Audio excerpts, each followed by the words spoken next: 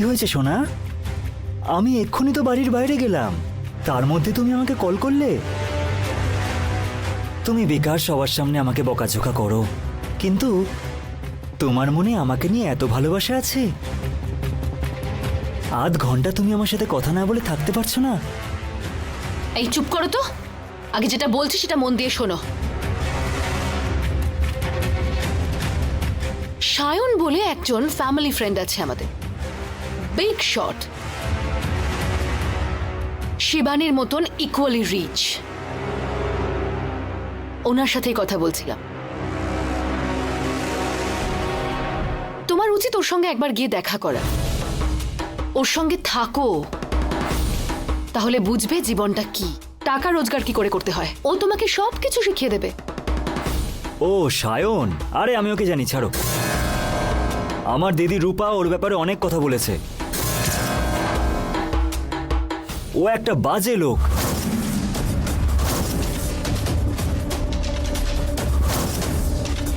আর একটা ক্রিমিনালও।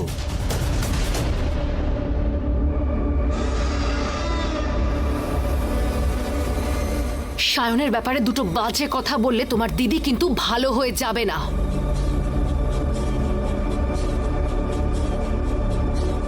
একজনের ব্যাপারে সিদ্ধান্ত নিতে গেলে তার সঙ্গে আগে মিশতে হয়, ওনার সাথে সবসময় থাকতে হয়, বেশিরভাগ সময়টা কাটাতে হয়।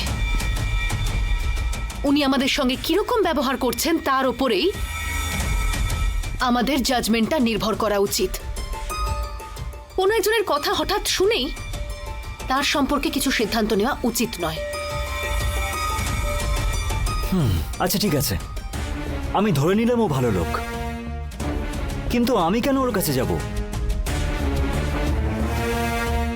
উন্নতি হবে, রোজগার কি করে করতে হয় সেটা শিখতে পারবে। কেন এখন আমি রোজগার করছি না?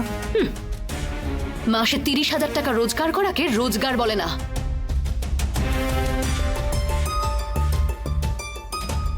সায়ন যে ট্রাউজার পরে তার দাম 50,000 টাকা।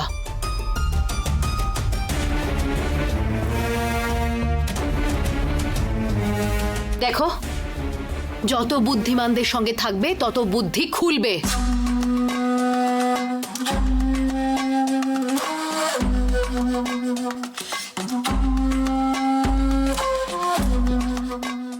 আর যত ধনী লোকেদের সঙ্গে থাকবে তত ধনী হবে। আর গরিবদের সঙ্গে মিশলে সারাটা জীবন এভাবেই কাটাতে হবে। আচ্ছা, ধনী হতেই হবে?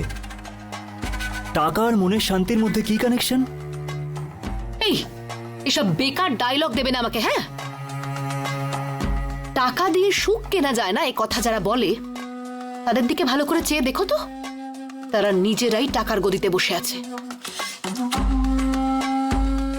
গরিবদের মুখে এত বড় বড় কথা সাজে না।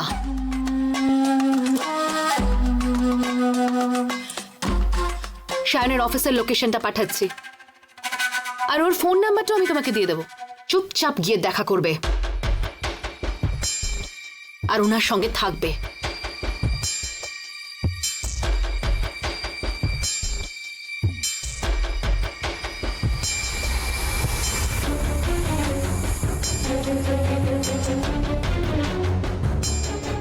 কি বলছি শুনতে পাচ্ছ না? যাবে কি যাবে না সেটা অন্তত বলো আমাকে।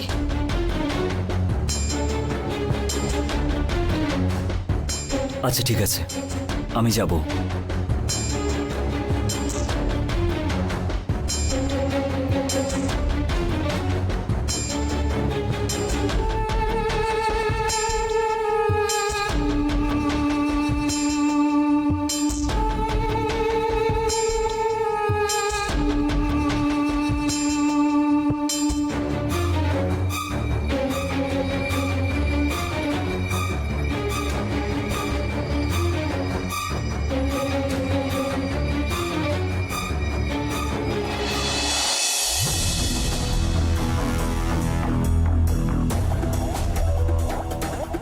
কি ব্যাপার সায়নদা, নন্দিনীকে কি তুমি কল করেছিলে?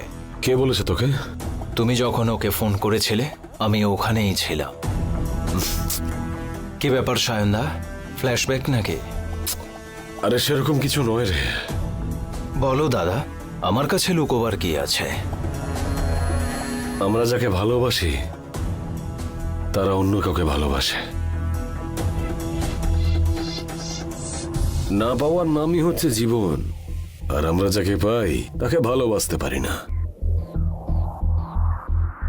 সেই জন্য মানুষের উপস্থিতি থাকতে ভালোবাসাটা প্রকাশ করতে হয়।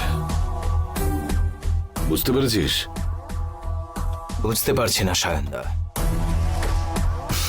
জীবনের রুল। একটা কথা বুঝতে পেরেছি সায়নদা, শহরের অনেক বড় ডন হলেও ওর হৃদয় পাথর হয়ে থাকলেও পাথরের মাঝে ও একটা ফুলের গাছ।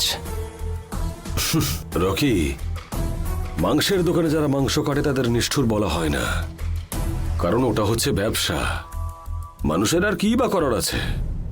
নমস্কার স্যার, নমস্কার। আমি বিজয়। নন্দিনী আমাকে পাঠিয়েছে। এ হচ্ছে রকি। জানি স্যার, নন্দিনী সবসময় বলতে থাকে আপনারা দুজন রাম আর হনুমানের মতন। এ রকি দেখ, ভগবানের সাথে তুলনা করছে। আমরা তো পাপী সায়নদা, আমাদের তুলনা ঠাকুরের সাথে করেছে। এ রকি দেখ, ভগবানের সাথে তুলনা করছে। আমরা তো পাপী সায়নদা, আমাদের তুলনা ঠাকুরের সাথে করেছে। ঠিকই বলেছিস। আসলে আমি হচ্ছি ওই নন্দিনীর ফ্যামিলি ফ্রেন্ড। জানি স্যার। তার মানে আপনি আমাদের ব্যাপারে অনেক কিছুই জানেন, তাই তো? জানি স্যার। আমাদের নন্দিনীর একটা স্বপ্ন আছে, আর আপনি হচ্ছেন স্বপ্ন পূরণের একমাত্র পথ। এইসবের জন্য কোটি কোটি টাকা লাগবে।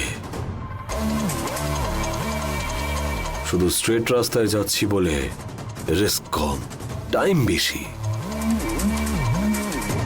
কোনোভাবেই টার্গেটকে টাচ করা যায় না। যদি শর্টকাটে যাই তাহলে রিস্ক বেশি। তাহলে ভেবে দেখুন কি করবেন। আপনি কি রাজি?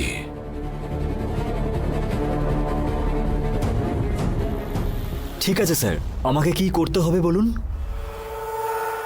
আমার অনেকগুলো বিজনেস আছে, স্কুল আছে, ট্রান্সপোর্ট আছে, ট্রাভেলস আছে, ফ্যাক্টরিজও আছে।